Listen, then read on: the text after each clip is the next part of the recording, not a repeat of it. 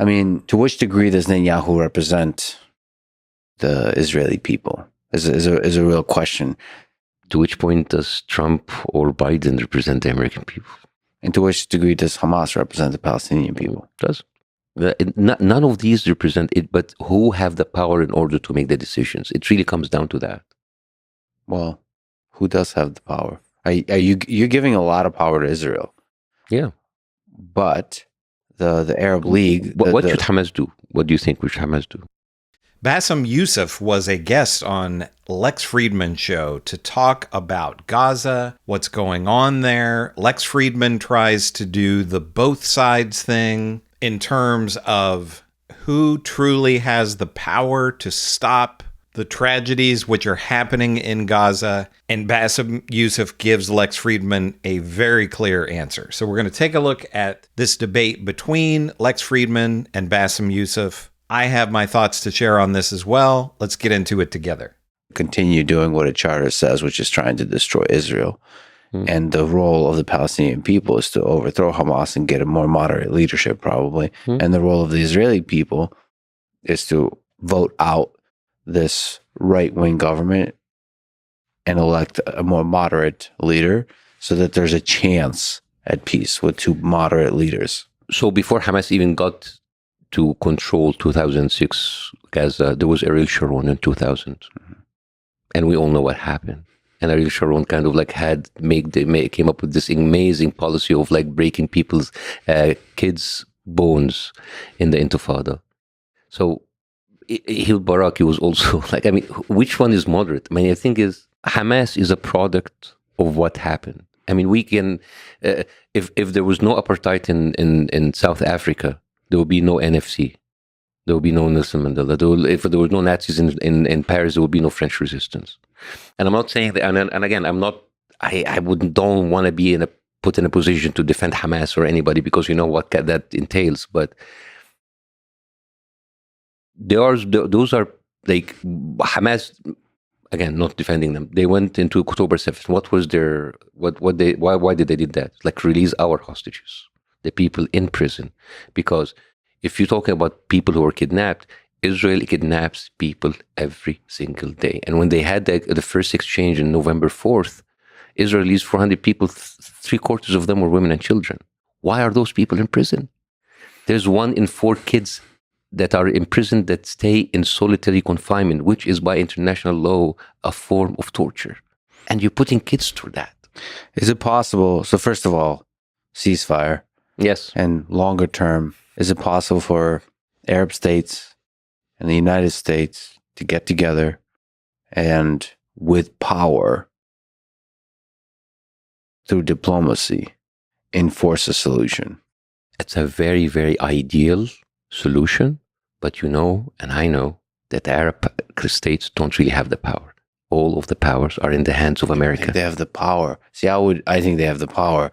I don't. Maybe they don't want to use it. They don't want. Well, that's maybe they because there's a benefit. Like the dark sense I have is that a lot of people win from the suffering that Palestinians are going through because they can point to that and distract from definitely corruption in their own states. And then obviously Iran can benefit also from the same kind of dynamic, distracting from the authoritarian nature of their regime.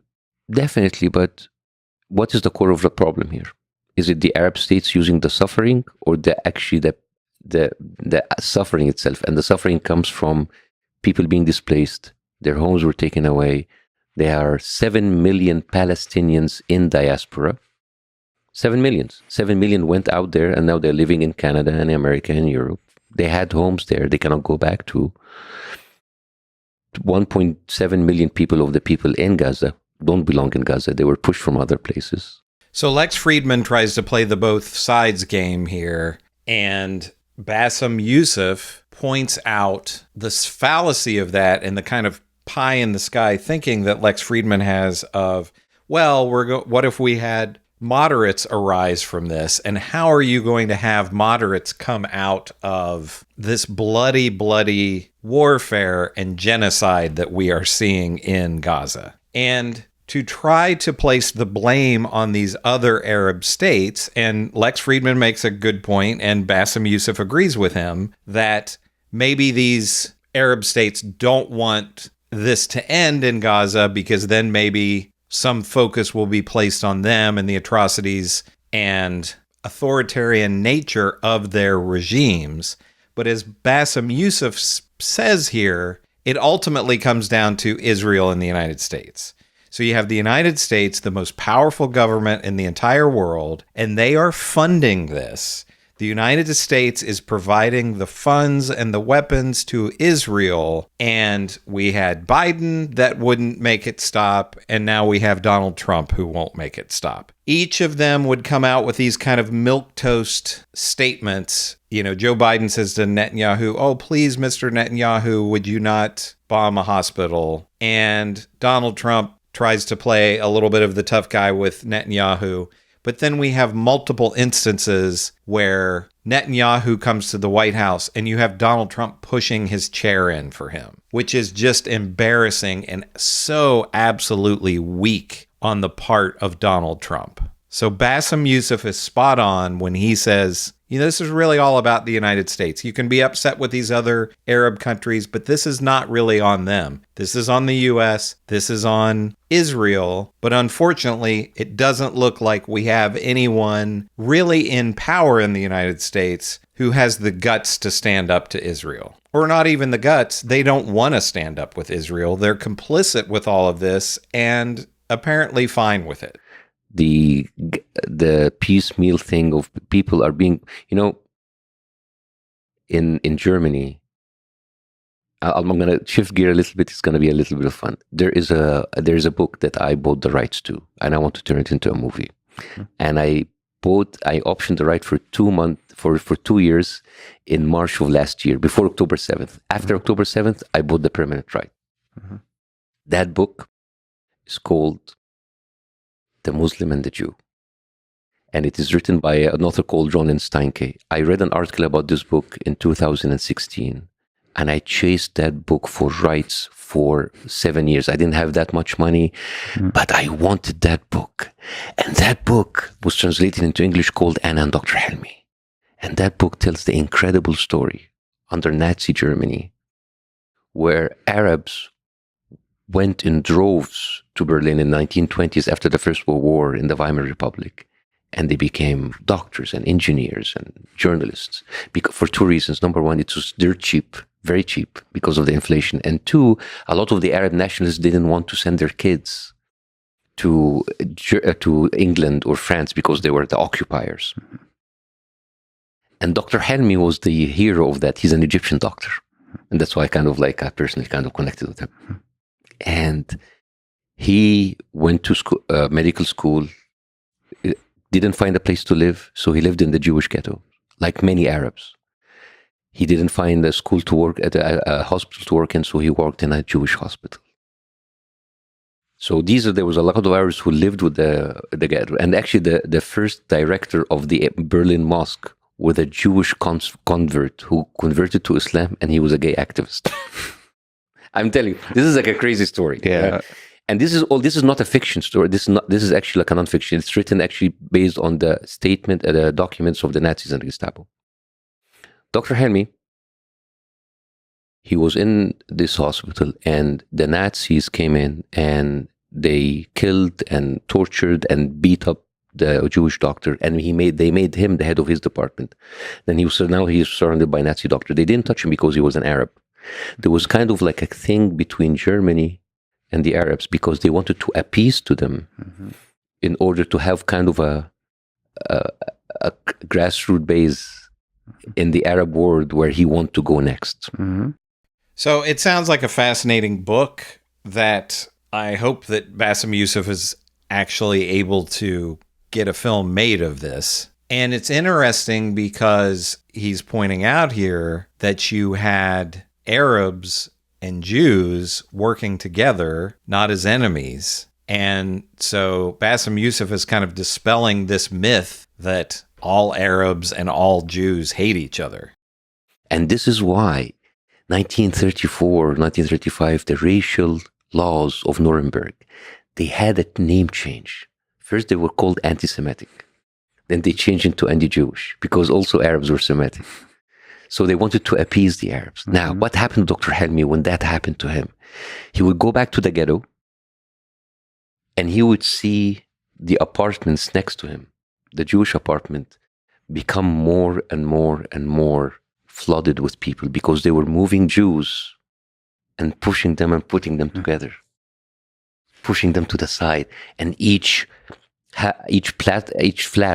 apartment, instead of one family, it would have 3, 4, 6, 7 families. And he was there when at home, and he looked. He was there. This is where the people he grew up with, he lived with, and now he's seeing that kind of discrimination just because he was an Arab. And then he started to kind of like atone for, like, because he felt responsible because he wasn't treated the same way, and he started to go and treat Jewish people in their homes because they couldn't go to hospitals. And then one family gave them his daughter.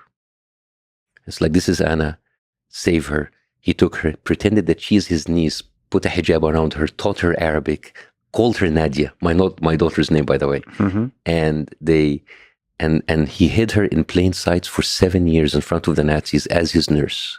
It's an incredible story. And then not just that, he went to prison, and then he went out and he formed with the Arab people that was in prison with him a network that saves 300 Jews. See that kind of story? This is the Jews that were living in the Arab world. I'm not saying that the Jews living in the Arab world was living like an incredible life. Of course, as like kind of a minority, they did not have like the full power of their full, advantages of the rule. That's normal. But we had this kind of a relationship before Israel was erected in 1948. And then, of course, everybody looked at Jews at the time as fifth column. And of course, the nationalistic regimes used that. And this is why what Biden said was very dangerous when he said, if there's no Israel, no Jew in the world will feel safe. You are the leader of the free world. You are the president of the United States. Do you mean that you're telling me that the Jews in your country, in the United States of America, are not safe? That is wrong on 2 levels. Number one, America historically and right now is more safe to Jews in America, in the world more than anybody. They are safer than the Jews in Israel. They never had pogroms or the Holocaust like Europe. They live here a good life, not perfect life, but they are better. Second of all, if you're the president and you're telling that a group of people will not feel safe unless there is a different one, you are already feeding into their fifth column. They're like, you're Russian. You come from there. And there is a group of laws in the Russian constitution that says that Russia will protect its citizens everywhere in the world. What happens if the president says like, oh, you're Russians, you're protected by your own country, you don't belong here? This is terrible. Yeah, you're right. That's actually an indirect threat. It's like, yes. Even saying Muslims cannot feel safe in America or something like this. That means like that's a threat. But what would a Jewish person in Beverly Hills or in Brooklyn feel if he hears that? You are already telling people you need to be loyal to Israel. And this is another great point from Bassem Youssef. And think about how crazy that is, what Joe Biden said. And we know that there's anti-Semitism in the United States. Unfortunately, we have crazy people out there that hate others and they wish harm on Jewish people, and it's absolutely disgusting. But it's not something that's happening in huge numbers in the United States. And why would something that's happening across the world affect the safety of Jewish people here in the United States? And as he says, why should all Jewish people have an allegiance to Israel? There are a lot of Jewish people living here in the United States, born and raised in the United States, who do not have that allegiance to Israel and are very critical of Israel's government. Bassem Youssef makes the comparison with Lex Fridman on Russia. I'm sure Lex Fridman does not feel unsafe in the United States because of anything that might be happening to people in Russia. That would make absolutely no sense. And this is one of the things that probably hurt Kamala Harris in the election, that Joe Biden was such a hardliner and the Biden administration were so behind Israel and never wanting to criticize them for their actions. And people wrongfully thought that Donald Trump was going to be better. I mean, it was clearly obvious that he wouldn't be. But I think there were some people who looked and said, well, Joe Biden has been terrible on this issue. I'll vote for Trump, or maybe just not vote at all, because I don't trust that a Democrat is not going to stand 100% behind Israel. So let me know what you think about all of this. Again, as I said at the top of the video, you have Lex Fridman here trying to do the both sides thing, which doesn't work in terms of trying to remove some of the blame from the United States and Israel. The United States and Israel are the two countries that have the power to stop this, and neither one seems to be willing. So you can't blame these other Arab countries, as Bassem Youssef points out. Let me know what you think about this conversation and debate. Are you on the side of Bassem Youssef? Are you on the side of Lex Fridman, or neither of them? Make sure to let me know what you think in the comments. Also, make sure to give me a like and subscribe. I'm getting close to 100,000 subscribers, and if you haven't subscribed already and you enjoy what I'm doing, that could help me out. This is Chris on Culture, and I will see you in the next video.